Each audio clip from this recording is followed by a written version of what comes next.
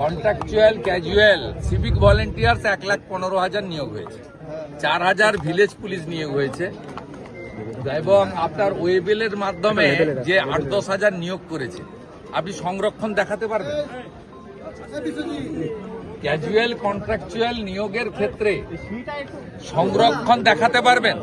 তার মানে ঘুরিয়ে সংবিধানের যে সংরক্ষণের অধিকার তফসিলি জাতি, উপজাতি, ওবিসি, ফিজিক্যালি চ্যালেঞ্জ যাদের দেওয়া আছে সেটা কেড়ে নেওয়ার কাজ করেছেন। দেবেন তো পরের কথা। আপনি বলতে পারেন আমি এখানে পদবি তুলতে চাই না, সব সারনেমকেই আমি সম্মান করি।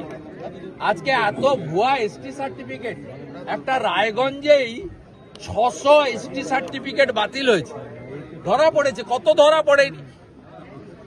আপনি এসটি সার্টিফিকেট দিয়ে এসটি যারা নয় তাদেরকে এসটি সার্টিফিকেট দিয়ে তাদের অধিকার কাটছেন না। আপনি কেন 9টা রেসিডেন্সিয়াল স্কুল করতে চেয়েছিল, একলব্য দিতে চান?